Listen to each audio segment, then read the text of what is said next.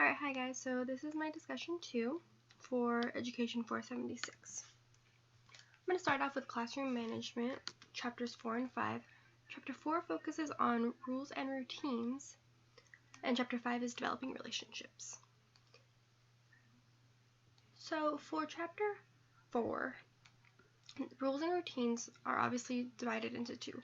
Rules are general conduct that students should follow on a day-to-day basis, and routines are tasks that the students are going to be doing in class that need to run smoothly in order to minimize distractions and disruptions. So for rules, they are going to be explicitly taught and they need to be posted clearly in the classroom as a kind of constant reminder for your students. They should be in a positive language instead of no, reform what you're trying to say to make it positive. And they need to emphasize good behavior.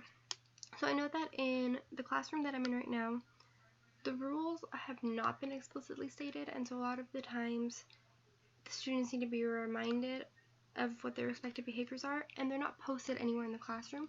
And I think that would really be a great way to make sure that students know what's expected of them. As far as routines go, they need to be practiced the first week of school, if not longer, depending on how quickly your students can pick up on the routines. And they are separated into three categories, which are movement, which would be entering, exiting the room, anything like that. Lesson running, which would be teachers helping if you're absent, what to do when you finish early, when you can and cannot talk. And then general ones, which would be taking attendance, stuff that kind of has to be done, like housekeeping, I guess you'd say. So, and for routines, especially in high school, I find students are very forgetful of what they should and shouldn't be doing. So when they come in, they'll just rush the teacher and say, oh, what did I miss? Well, that shouldn't be the routine because that's taking up class time. So those really need to be set in place, and every teacher is going to have different routines. It's just depending on what you require in your classroom. I feel like once we actually have our own classrooms, we can really set our rules and routines and get those down to how we want them to be. Chapter 5 was developing relationships, and these need to be, there are 3 different relationships that you can develop in your classroom as a teacher. Those are teacher and student relationships, student and student relationships, and parent and student relationships. For the teacher-student relationships, there's a few different ways to build kind of this repertoire with your students. You need to show them that you are human and that you're a real person. You need to have a sense of humor with them, especially the older grades, because they will push your buttons, but if you know how to bounce back, they'll respect you more for that. You need to be willing to help them and welcoming to help them, to provide extra help after class, before class, as long as they ask for it. You need to be providing them with feedback for everything that they do, to a certain extent. You need to be available and encouraging, and you really need to learn about your students and their interests, because that really is going to help you personalize your classroom and make your curriculum more relevant to them. Next would be the student-to-student relationship, which in order to do so, you really need to build a community in your classroom so that the students feel more comfortable participating, talking to each other, being wrong at times, which they will be wrong. And to do that, you really need to do community building activities so they can form connections with the students. This isn't saying that they're going to be best friends, because that's not what anybody expects, but just for them to feel comfortable with these students that they're going to be spending the year with. Next would be teacher-parent relationships, and the best way to do this is to start off with a positive interaction, so that when you do need help further down the road with their student, they're going to be more willing to provide the help that you're going to need as their teacher. So this could be as simple as an email to the parent, a phone call, just let them know that, oh, your student did great today, your student had a great day. You could even send newsletters home, but that's a little less personalized. You can also invite the parents to participate in class. They can do career days, they can help with certain projects, because we have to remember that with these relationships, that's how learning is going to take place best. When these 3 different relationships are developed, the students are going to be willing to take risks in your classroom, which is going to help them with their learning. Next we have what should I do? Issues urban students face. Essentially that's what these two chapters talked about. So the first section talks about how teachers need to address the urban students with a different lens. They need to get to know what they need from them and help them feel welcome and wanted in this community. We need to be able to communicate the problems that we are facing with our students with other teachers, because sometimes we might not know what to do in a situation, but another teacher might have had that similar experience and know how to help you, because we're not alone in dealing with these types of issues, even if we may feel like we're alone. No matter what we do, we need to make sure that we establish boundaries that are going to help support student growth, because although you may want to spend all of your time helping one student that is really struggling, you do have an entire classroom that you need to be looking out for, and so they can't take all of your time or attention. We need to remember that violence is a part of our students' lives when they're growing up in these kinds of communities.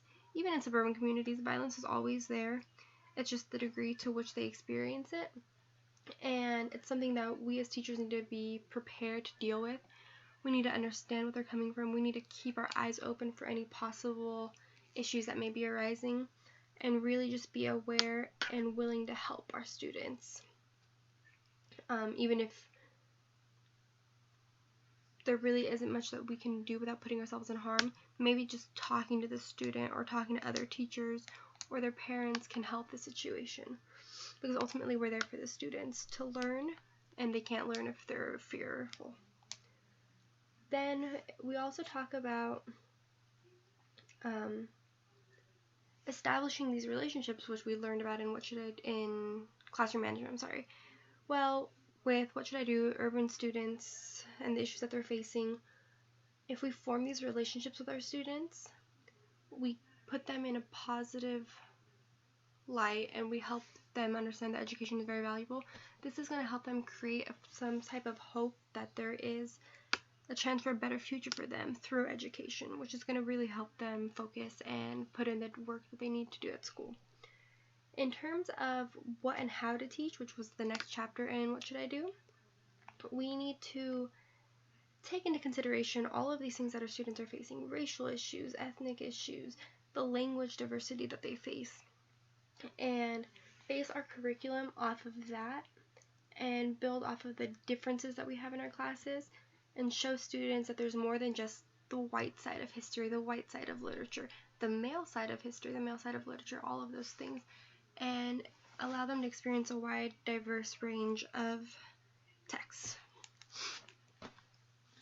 In Teaching the Taboo, I really enjoyed this book. We have chapters 3 and 4. Chapter 3 is about Avy's world, and chapter 4 is about an AP biology thing that happened. In Avy's world, we see a teacher who is really teaching the taboo in the truest sense. He's not so much interested in reading and writing as he is in storytelling and forming communities with these students and having them feel deeper and think deeper. So he's created communities within his classroom that feel completely honest and trusting with one another. And these communities help the students learn topics that are a little bit more taboo: race, gender, sex, drugs, death, etc. And they feel totally comfortable with one another because they feel more of a family bond than just this classmate bond. And I think that that's such an interesting teaching style that I would really like to learn more about, because it's less traditional and it's more personable in a way. And then AP Biology, that was telling the story of these students who at this school decided that there was not going to be track students. They were all going to be put in one class regardless of their ability, and they failed. I think it was 20% of the students failed. So they decided that they were going to come up with an after-school program that the students could take, that it was going to help them with their first semester grade while also helping them improve in their own second semester grades. And I thought this was really fantastic because it shows that we need to be dedicated to finding the problems and the solutions to the problems, because if we just find the problems, it doesn't do anything. If we just have solutions but nowhere to implement them, that doesn't do anything either for our students. So we need to be the person who inspires this change in our students, in our education system, in our own classrooms, and be dedicated to the mastery of their education in all subjects, not just in our own content area. Thank you.